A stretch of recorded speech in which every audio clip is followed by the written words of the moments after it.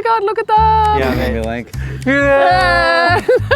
Sorry, everyone. I know we were trying to find out about Essie, but there's horses. And what are they doing? Essie, oh yeah, and horses. Okay, and then there was Essie. Do you need to sit over? Well, that's what I mean. If you said here, then I look away from you. That's so you're great. gonna be like, Yeah, Susie, exactly. come back. I know there's horses over there.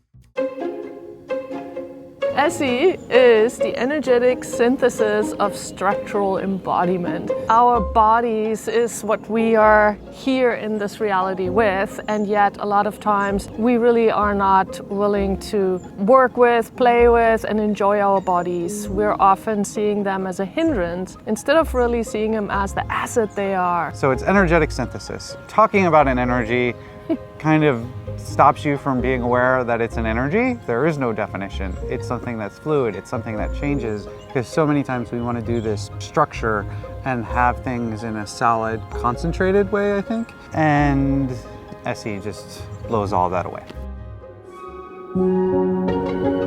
When I talk about it in class, they're like, how did Essie start? And everyone wants to know. And I'm like, oh, well, Susie worked on Gary. Gary's like, that's amazing. Susie's like, oh, cool, great, wonderful. I thought I was gonna be bad, but I'm wonderful, yay. And then you kept working on Gary and worked on Dane and kept working on them. And then one day you're like, Gary, what is it I'm doing? And he's like, energetic synthesis of structural embodiment. There was a horse that had some issues, and he would say, Susie, do your thing on that horse. The thing you do it on that horse over there. Or someone's body was Yeah, bad and exactly. you're like, you need to go see Susie, have Yeah. her do her thing. Let me take you and introduce you to the first rule and only rule of Essie. Susie created Essie.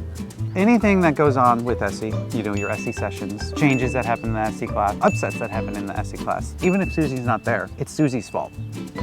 And if she didn't create it, then there would be no Essie to blame. So it's Susie's fault. So just know, Rule number 1. Susie's fault. Well, you know, there is, of course, Essie for bodies, which makes sense. It's just for the body.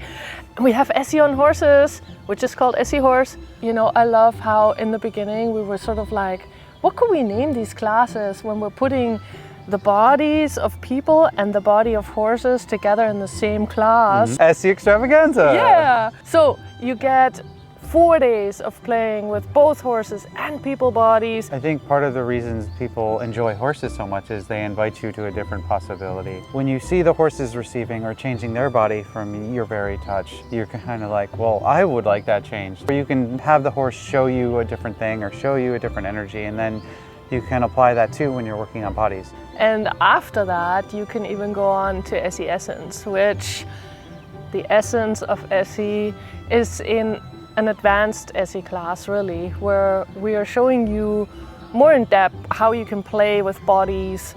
You said the people that are now coming to class, you can really also perceive their enjoyment of just having the freedom to really just have an energy to play with and no structure whatsoever. It's not about put your hands here and do this, but really just be aware of the body you're touching and allow yourself to just be with that. It's so much joy to really see people in class enjoying themselves, enjoying their bodies, enjoying other bodies, and just going for it. Yeah. And if they're not, it's Susie's fault.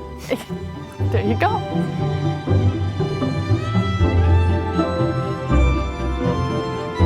It's the one place where I won't be wrong eventually.